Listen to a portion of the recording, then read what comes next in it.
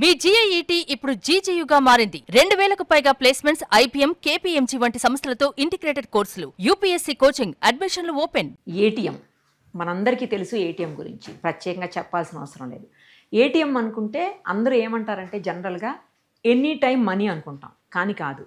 Automated teller machine అంటే ఆటోమేటిక్గా అన్నీ చెప్పేటువంటి మెషిన్ అని అర్థం. మనం డబ్బుల విషయంలోనే చూసాం ఏటీఎంలు ఇంతకుముందు, అలాగే గోల్డ్ విషయంలో కూడా చూసాం, గోల్డ్ ఏటీఎంస్ కూడా చూసాం. ఆఫ్ కోర్స్ ఇప్పుడు డబ్బులు ఏటీఎంస్ పెద్దగా ఎవరు వాడట్లేదు, డిజిటల్ పేమెంట్స్ వచ్చేసిన తర్వాత ఏటీఎంస్ జోలికి పెద్దగా వెళ్ళట్లేదు. కానీ గోల్డ్ ఏటీఎంస్ కూడా చూసాం.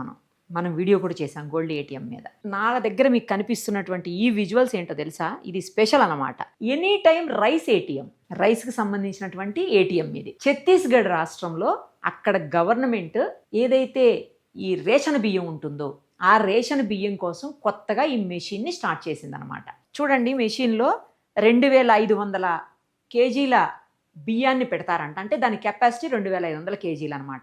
మనకు ఎంత కావాలో రైస్ అంతని ప్రెస్ చేసుకుంటే మనం అమౌంట్ లాగే సేమ్, మనం 500 అయితే 500, 1000 అయితే 1000, 10,000 అయితే 10,000 పెడతాం కదా, అదే టైప్లో ఇక్కడ తీసుకోవడానికి. కాకపోతే లిమిట్ ఉంటుంది కార్డుకి. జనరల్గా మనిషికి 5 కేజీలు 10 కేజీలు ఇలా పెడతాయి కదా, లోకల్ గవర్నమెంట్స్ని బట్టి వాళ్ళ ఇష్టం అనమాట. సో అలాగా ఈ మెషిన్ పెట్టున్నారు. అక్కడ మహిళలందరూ కూడా చాలా హ్యాపీగా ఉన్నారు. చూడండి అసలు ఎంత బాగుందో.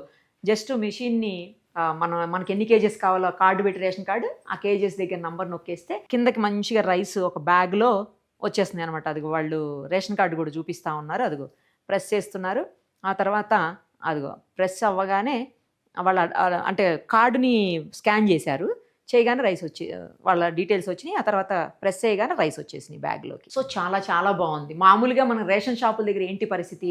నెలలో 1 రోజు 2 రోజులు లేదా 3 రోజులు ఇస్తారు. అంతకంటే అది కూడా తక్కువే, నాకు తెలిసి 2 రోజులు ఇస్తుంటారు కావచ్చు. ఆ 2 రోజులు పెద్ద చాంతాడంత క్యూలు ఉంటాయి అక్కడ. ఎంతమంది ఆ క్యూల దగ్గర నిల్చొని బియ్యం కోసం లేదా రేషన్ వస్తువుల కోసం వెయిట్ చేస్తుంటారో మనం చూస్తూనే ఉంటాము రేషన్ షాపుల ముందు.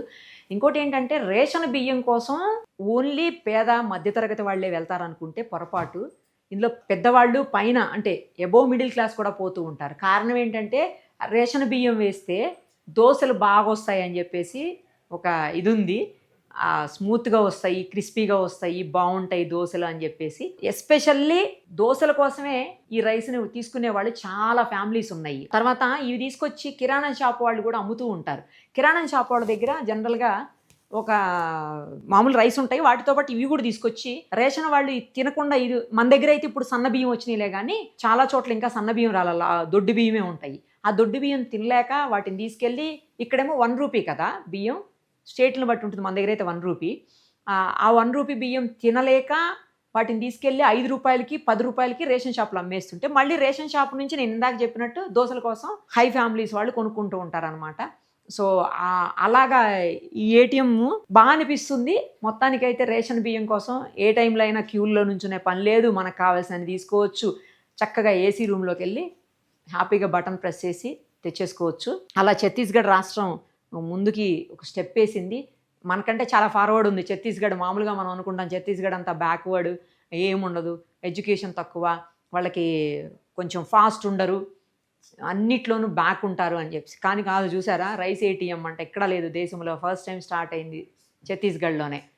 తర్వాత నాకు ఇందులో కొన్ని డౌట్స్ ఉన్నాయి. ఏంటంటే మామూలుగా ఏటీఎం మనకు తెలుసు, చాలా సందర్భాల్లో ఏటీఎంలో డబ్బుల కోసం పగలగొట్టి ఏటీఎం డబ్బులు తీసుకుపోయిన సందర్భాలు ఉన్నాయి. అలా కాకుండా మెషిన్నే ఎత్తుకుపోయినటువంటి దాఖలాలు కూడా మనం చాలా చూసాము, దొంగలు అనమాట. సో ఇందులో మరేమన్నా అలాంటి దొంగలు వస్తే ఏంది పరిస్థితి? దానికి ఏమన్నా సొల్యూషన్ పెట్టారా వీళ్ళు? లేకపోతే పగలగొట్టేస్తే బియ్యం 2500 కేజీలు అంటే చాలా ఎక్కువ రైస్ కదా, అవన్నీ తీసుకపోతే ఏంది పరిస్థితి? తర్వాత మెషినే లేపు తీసుకొని పోతే ఏంటి? ఇలాంటి డౌట్లు నాకు ఉన్నాయి. చాలామందికి మీలో కూడా ఉండుంటాయి. బట్ దానికి ఏదో ఒక పరిష్కారం అయితే ఆలోచించుంటారు. అఫ్కోర్స్ ఏటీఎంస్ కూడా మామూలు మనీ ఏటీఎంస్ దగ్గర కూడా మనం చూస్తుంటాం, సెక్యూరిటీ ఉంటుంది చాలా చోట్ల, సీసీ కెమెరాలు ఉంటాయి, అయినా కూడా దొంగతనాలు జరుగుతుంటాయి. మరి రైస్ దగ్గర ఏం చేస్తారో? ఇక్కడేమన్నా అంటే రైసే కదలే, పెద్ద కాస్ట్లీ కాదని చెప్పి వదిలేస్తారో, లేకపోతే వాటిని కూడా దొంగతనం చేస్తారో? రాబోయే రోజుల్లో ఆ న్యూస్ కూడా వింటామేమో, చూడాలి. కానీ సేఫ్గా, ఏ ప్రాబ్లము లేకుండా, దొంగతనాలు లేకుండా, అలాగే ఏటీఎంలు ఎత్తుకుపోకుండా హ్యాపీగా అక్కడ ప్రజల కోసం ప్రభుత్వం ఏ ఉద్దేశంతో అయితే పెట్టిందో రైస్ని ఎప్పుడు కావాలంటే అప్పుడు అందించవచ్చు. ఓన్లీ మార్నింగ్ అవర్స్లోనో లేకపోతే కొన్ని పరిమితమైనటువంటి టైమింగ్స్లోనో అలా కాకుండా లేదా పరిమితమైన రోజుల్లో కాకుండా ఎప్పుడు అందించాలనే ఉద్దేశంతో ప్రభుత్వం ఒక మంచి సంకల్పంతో అయితే పెట్టింది కదా, ఆ సంకల్పం నెరవేరాలని, ఎక్కడ ఎలాంటి ఇష్యూస్ రాకూడదని మనమేం ఐడియా ఇవ్వట్లేదు, మీరేం ఐడియా ఇవ్వకుండా అంటారేమో, మనమేం ఇవ్వట్లేదు. ఆల్రెడీ అక్కడ ఏదైతే వీడియో ఉందో ఆ వీడియో కింద ఇవన్నీ కామెంట్స్ కూడా ఉన్నాయి. ఎత్తుకుపోతే ఏంటి పరిస్థితి అని నాకు కూడా డౌట్ వచ్చింది వాళ్ళతో పాటు. సేమ్ టైం మీకు కూడా వచ్చి ఉంటే చూసే వాళ్ళలో కూడా చాలా మందికి. మనం ఏం చెప్పక్కర్లేదు, అయినా దొంగతనం చేసే వాళ్ళకి మనం చూస్తూనే ఉన్నాం కదా, ఏటీఎం ఎత్తుకుపోవటం, పగలగొట్టేసి కావాల్సినంత డబ్బులు తీసుకొని పోవటం, లేదంటే మొత్తం డబ్బులు తీసుకుపోవటం, ఇవన్నీ చూస్తూనే ఉన్నాం. తర్వాత ఏటీఎంలో పెట్టడానికి వచ్చినటువంటి మెషిన్స్ను కూడా, అంటే వెహికల్స్ మీద కూడా పడి దాడులు చేసిన సందర్భాలు కూడా మనం చూసాం చాలా. బట్ అలాంటిది ఏమీ జరగకుండా ఈ అవకాశం లేదులేండి. ఇది ఓన్లీ బియ్యం కాబట్టి ఒకవేళ ఆ బియ్యం తీసుకెళ్ళి బయట అమ్మినా కూడా పెద్ద ఏమీ అమౌంట్ కూడా రాదు. కేవలం వాళ్ళ ఫ్యామిలీని ఫుడ్ కోసం తీసుకెళ్ళాలి తప్పించి వేరే అయితే ఏమి ఉండదు. సరే, ఫుడ్ కోసం అంటే అది తప్పదు కూడా. సో అలాంటిది ఏం లేకుండా ప్రభుత్వం మంచి సంకల్పంతో పెట్టింది కాబట్టి అలా అది నెరవేరాలని, సేమ్ టైము మిగతా రాష్ట్రాలు కూడా ఒకవేళ ఇక్కడ సక్సెస్ అయితే మిగతా రాష్ట్రాలు కూడా ఫాలో కావాలని కోరుకుందాం.